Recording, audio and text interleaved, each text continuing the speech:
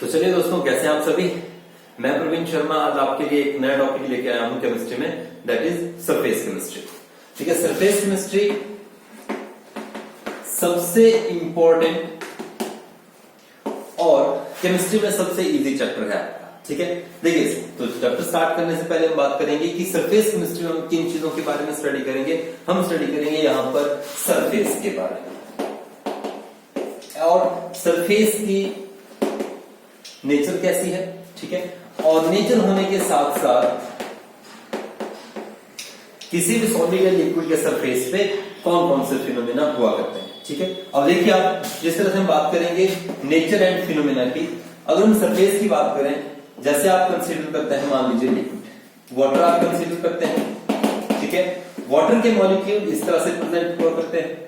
ठीक है, अब ये है आपका सरफेस, ये मॉलिक्यूल कहां पे है, जो आपके सरफेस पे है। ये मॉलिक्यूल कौन से हैं, जो आपके सैंपल के बीच में है, बल्क में है। ठीक है, तो अब देखिए कंपैरेटिवली हम अगर देखें, ठीक है, तो जो मॉलिक्यूल सरफेस पर है वो मॉलिक्यूल एक फोर्स फील करते हैं by the inward molecule. Inner molecule जो है वो इन सरफेस के मॉलिक्यूल को क्या करेंगे, अपनी ओर खींचेंगे। ठीक है, जिस वजह से अगर हम एक नैरो सिलेंडर में वाटर का लेवल देखें तो वाटर आपका कभी भी इस लेवल में नहीं होता, इस तरह से नहीं होता। किस तरह से दिखता है आपको, हल्का सा यू की फॉर्म में। ठीक है, इसको हम क्या बोलते हैं, मेनिस्कस।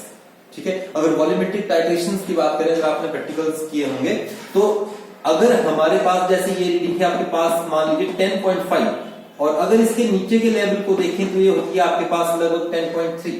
ठीक है, तो ये रीडिंग कब देखी जाती है आपकी, जब आपका कलर्ड सॉल्यूशन है, तो वहां पे अपर मेनिस्कस देखी जाती है, इसको बोलते हैं मेनिस्कस। ठीक है, तो अगर आपका कलर्ड है तो कौन सी होगी, 10.5, और अगर कलरलेस है तो कौन सी होगी, 10.3। ठीक है, तो देखिए सरफेस पे इस तरह का फिनोमिना हो रहा है। अगर हम बल्क के मॉलिक्यूल की बात करें, ठीक है, जो कि आपके सैंपल के बिल्कुल सेंटर में होंगे, तो देखिए ये है हमारा मॉलिक्यूल ऑफ इंटरेस्ट। इस मॉलिक्यूल को इसके नियर बाय मॉलिक्यूल अपनी ओर अट्रैक्ट करेंगे।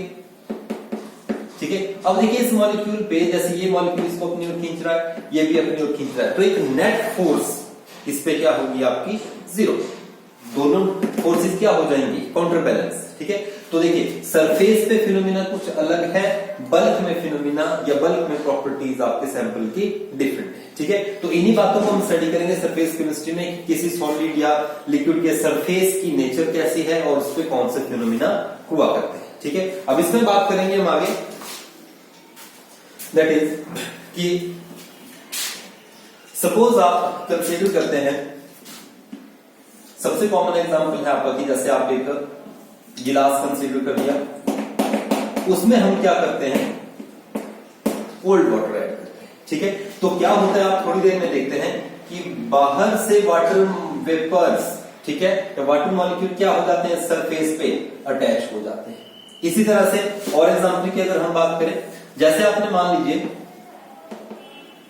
चारकोल ले लिया, ठीक है, और इस कंटेनर में आपने कोई भी गैस कंसीडर कर ली, जैसे मान लीजिए अमोनिया है आपके पास या सल्फर डाइऑक्साइड है। ठीक है, तो यहां पे हम गैस का प्रेशर मेजर कर सकते हैं। ठीक है, तो जैसे ही टाइम आपका चलता जाएगा तो यहां पे गैस का प्रेशर क्या हो जाएगा, कम। क्यों हुआ, क्योंकि गैस के मॉलिक्यूल क्या करेंगे, इस चारकोल के सरफेस पे अटैच हो जाएंगे। ठीक है, क्या हो जाएंगे, अटैच हो जाएंगे। ठीक है, तो यही फिनोमिना है आपका, that is known as adsorption. अब एडसॉर्प्शन में थोड़ी सी और चीजें क्लियर करेंगे।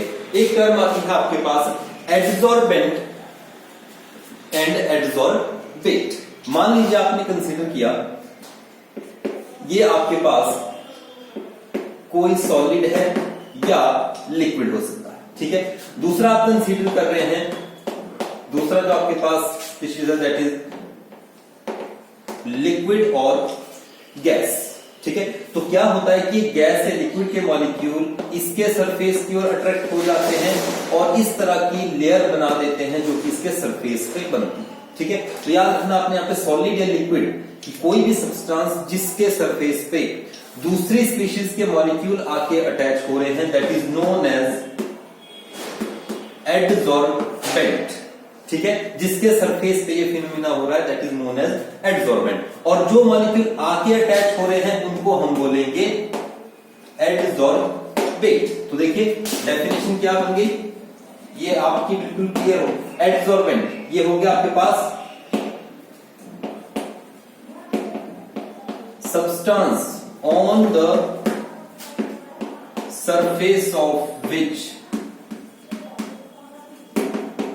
adsorption take place, ठीक है। और adsorbate क्या हो गया आपके पास,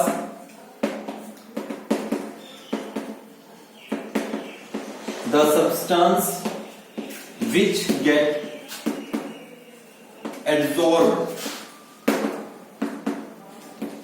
on the surface of adsorbent, ठीक है। तो adsorbent क्या हो गया, the substance on the surface, इस पे ध्यान रखिएगा, on the surface of which adsorption takes place, and adsorbate क्या हुआ आपके पास कि जो मॉलिक्यूल आके adsorbent के सरफेस पे अटैच होंगे, the substance which get adsorbed on the surface of adsorbent, ठीक है। तो जैसे हमने एग्जांपल किया था चारकोल वाला भी, ठीक है, हमने देखा था कि चारकोल के सरफेस पे गैस मॉलिक्यूल अटैच हो जाते हैं, ठीक है। तो चारकोल क्या एक्ट कर रहा है आपका, एडसॉर्बेंट, और गैस मॉलिक्यूल क्या एक्ट कर रहे हैं आपके, एडसॉर्बेट, ठीक है। अब एडसॉर्प्शन तो लग गया आपको पता क्या होती है, basically it is the phenomena of attractive, attraction हो रही है और सरफेस पे ये मॉलिक्यूल क्या हो रहे हैं आपके, रिटेन हो रहे हैं, ठीक है। तो एडसॉर्प्शन क्या हुआ, phenomena of attracting and retaining the molecules of adsorbate on the surface of adsorbent, ठीक है। अब इसको और इसमें स्टडी करेंगे हम, दो तरह से होती है, पॉजिटिव और नेगेटिव, ठीक है। अब मैं सबसे पहले आपको एक चीज क्लियर कर दूं, एडसॉर्प्शन होती है सरफेस पे, ठीक है। जैसे हम देखें कि ये आपकी एडसॉर्प्शन है, मॉलिक्यूल थे एडसॉर्बेट के, ये आपके सरफेस पे अटैच हो गए। फॉर एग्जांपल आप क्या यूज करते हैं, मान लीजिए स्पॉन्ज यूज करते हैं, स्पॉन्ज यूज करते हैं और इसमें आप ऐड करते हैं वाटर, तो वाटर के मॉलिक्यूल सरफेस पे कम होते हैं जबकि इसके अंदर चले जाते हैं, तो ये हुई आपके पास, इट इज एब्जॉर्प्शन। एब्जॉर्प्शन होता है आपका किससे रिलेटेड, बल्क से रिलेटेड, बल्क फिनोमिना। और एडसॉर्प्शन, एडसॉर्प्शन कहां पे होती है, मेनली सरफेस पे, तो ये कैसा हुआ आपके पास, एक सरफेस फिनोमिना। याद रखिएगा, adsorption is surface phenomena, absorption is bulk phenomena, ठीक है। इससे नेक्स्ट हम बात करेंगे पॉजिटिव एंड नेगेटिव एडसॉर्प्शन क्या हुआ करती है आपके पास, ठीक है। पॉजिटिव क्या है कि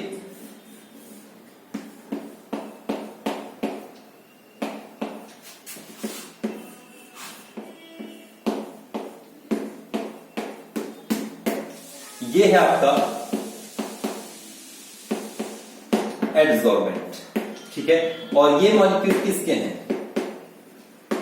these are the molecule of adsorbate, ठीक है। यहां पे देखिए एडसॉर्बेट की कंसंट्रेशन सरफेस पे ज्यादा है as compare to bulk, so it is known as positive adsorption, ठीक है। जबकि यहां पे सरफेस पे कम मॉलिक्यूल है, बल्क में ज्यादा है, it is known as negative adsorption, ठीक है। इसके रिलेटेड कुछ और टर्म्स भी आती हैं आपके पास, जैसे एक टर्म आती है आपके पास ऑकल्सन।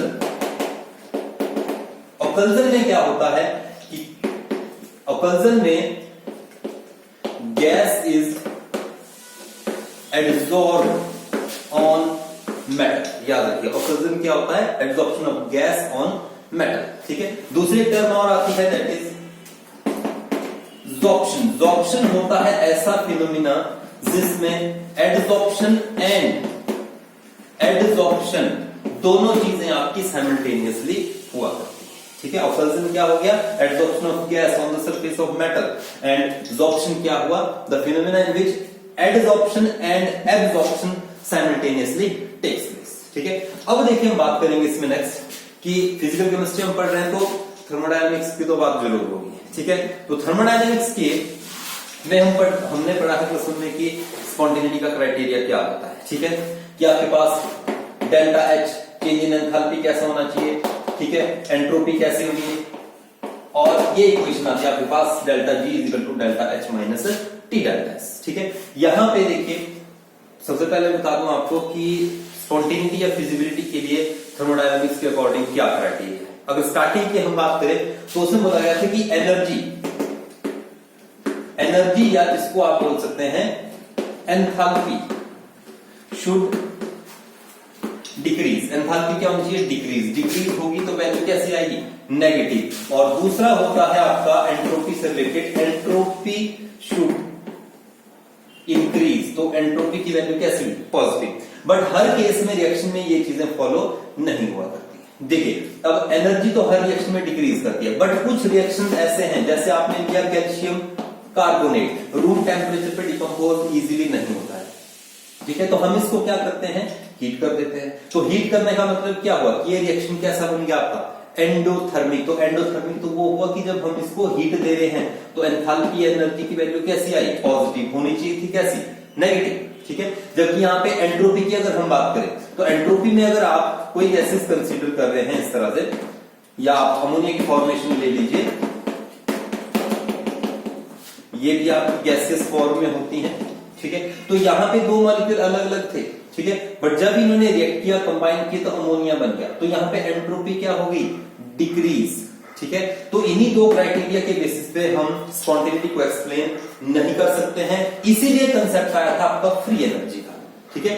Free energy that amount of energy by virtue of which any thermodynamic process will be feasible, ठीक है। और फिजिबल कैसे होगा? देखिए कि अगर इक्वेशन अगर डायरेक्टली हम बात करें न्यूमेरिकल पॉइंट ऑफ व्यू से, तो डेल्टा जी आपका नेगेटिव होता है कब?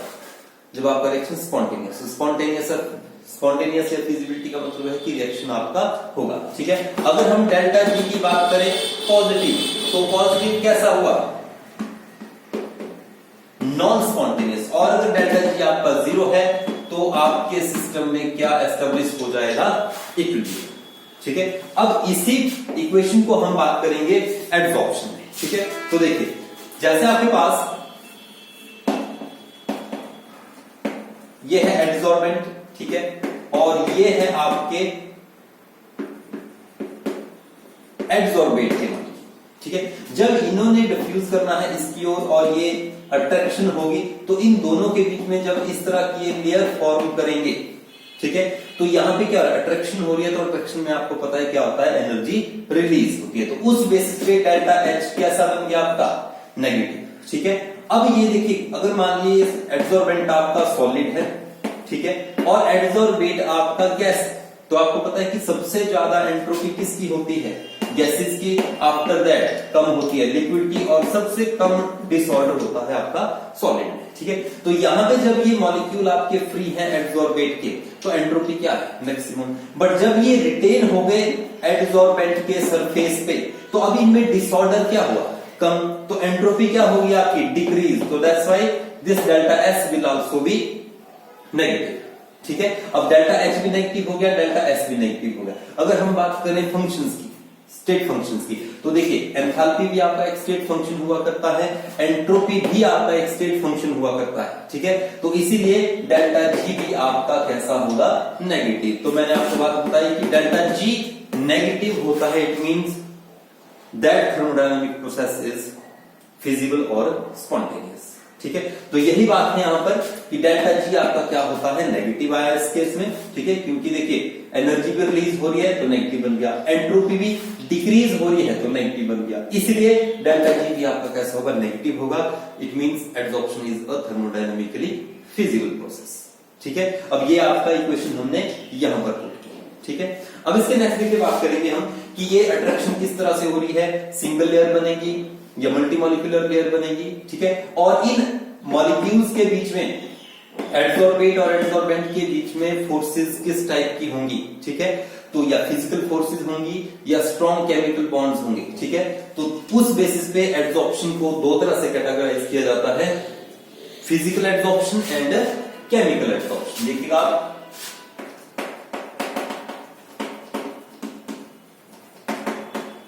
physical absorption and next one is chemical absorption। अब देखिए फिजिकल और केमिकल नाम से पता चल रहा है यहां पे कि एडसॉर्बेंट और एडसॉर्बेट के मॉलिक्यूल के बीच में यहां पे कौन सी फोर्सेस होंगी? Physical forces. फिजिकल फोर्सेस कौन होती हैं? Weak forces. और वो होती कौन है? Weak van der Waals forces.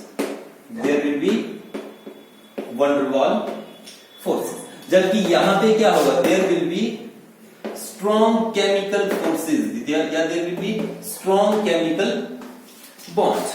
ठीक है, अब हमने देखा कि थर्मोडायनामिकली ये एब्जॉर्प्शन कैसा है, फिजिबल है, होता है. ठीक है, और एनर्जी क्या होती है, रिलीज. तो एनर्जी रिलीज होती है, तो इसलिए यहाँ पे फिजिकल एब्जॉर्प्शन में देखिए फोर्सेस कैसे हैं, वीक, तो एनर्जी भी आपकी कम रिलीज होगी. यहाँ पे कितनी रिलीज होती है, 20 to 40 किलो जूल पर मोल.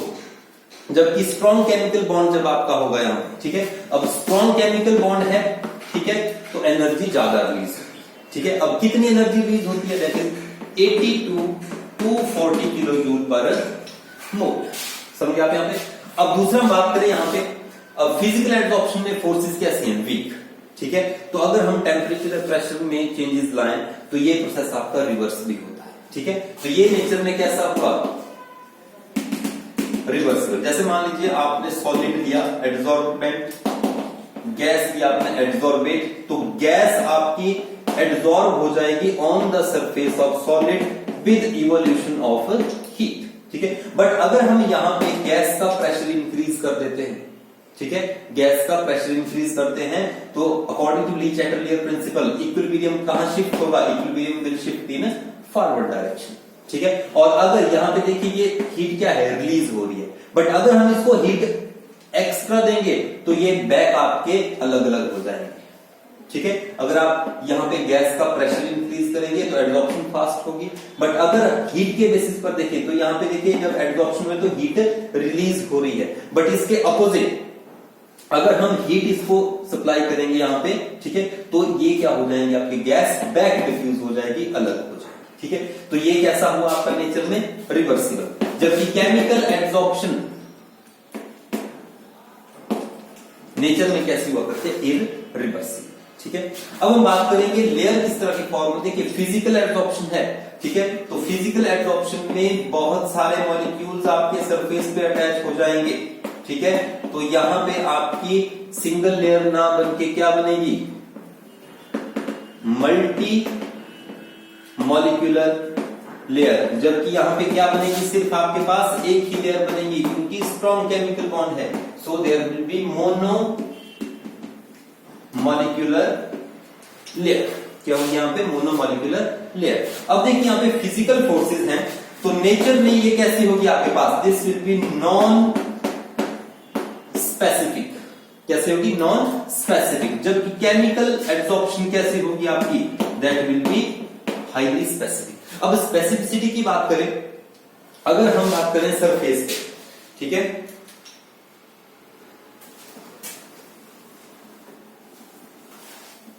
जैसे आप अगर हम सरफेस की बात करें, जो ऑक्सीजन है आपका O2 exist in bulk as O2.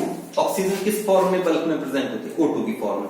But अगर हम सरफेस की बात करें तो सरफेस में ये O2 ना होके ऐसे O2 नेगेटिव हो गया, O2 नेगेटिव हो गया, या O नेगेटिव हो गया, इस फॉर्म में एग्जिस्ट किया करती है. तो नेचर कैसी, अलग, बल्क पे अलग है और सरफेस पे अलग है. ठीक है, इसके नेक्स्ट यहीं पे एक टर्म आती है, that is effect of temperature.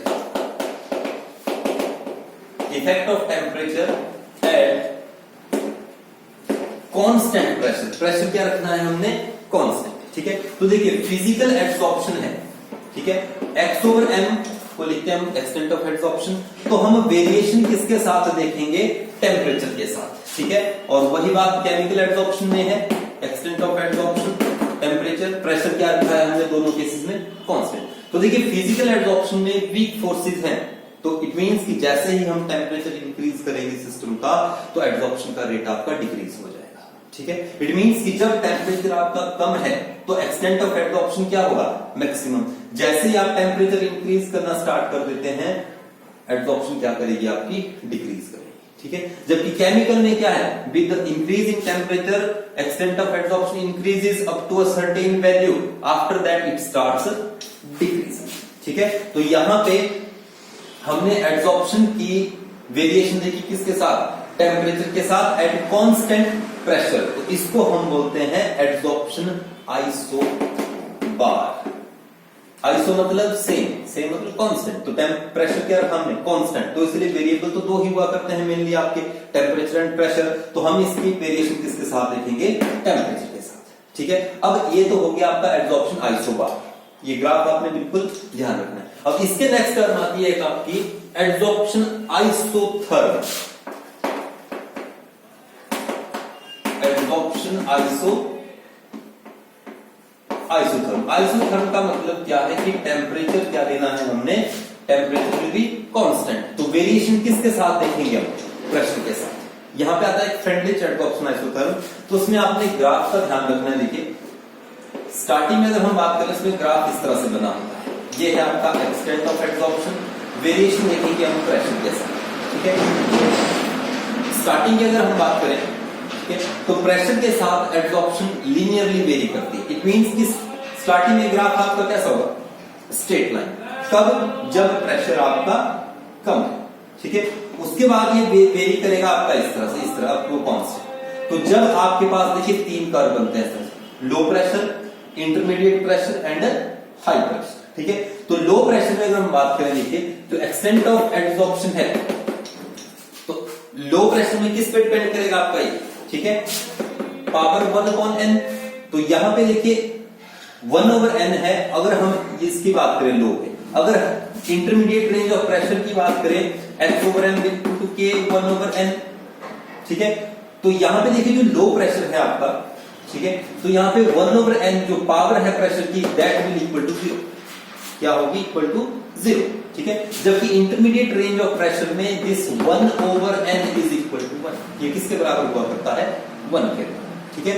और जब हाई प्रेशर है तो हाई प्रेशर में आता है h/m = k। प्रेशर पे अब ये डिपेंडेंट नहीं रहेगा, क्योंकि प्रेशर इंक्रीज करेगी तो यहां पे आपका कर्व कैसा हो जाता है, स्मूथ, ठीक है। तो सबसे इंपॉर्टेंट तो ये जो कर्व है आपका, ये सबसे इंपॉर्टेंट है, ठीक है, क्योंकि यहां पे ये इक्वेशन लगी आपकी P 1/n, m1/n किसके बराबर है, 1 के बराबर, ठीक है। तो अगर हम इस इक्वेशन का क्या ले लेंगे, लॉग, तो क्या बन जाएगा आपके पास, log of x/m is equal to log of k plus 1/n log p, ठीक है। तो ये क्या बन गया आपके पास, एक तरह से straight line equation. Straight line equation क्या बनी आपके पास है, y = c प्लस mx, ठीक है। तो अगर आप इसको देखेंगे यहां पे ग्राफिकली, ठीक है, तो इस इक्वेशन को अगर आप देखेंगे तो यहां पे आपके पास स्लोप और इंटरसेप्ट किस तरह से आते हैं, किसके बीच में ग्राफ ड्रॉ करना हमने, log of x/m, ठीक है, एंड log p के बीच में, ठीक है। तो यहां पे आपके पास देखिए क्या रहेगा, ये जो log k है ये क्या जाएगा आपके पास, this will be a intercept log of k, और एड्सॉर्प्शन आपकी इस तरह से दिस 1/n आपके पास क्या जाएगी, slope, this is 1/n, this is the slope, ठीक है। तो ये फ्रेंडलिच एड्सॉर्प्शन में आपने इक्वेशंस का ध्यान रखना, किस तरह से आपके पास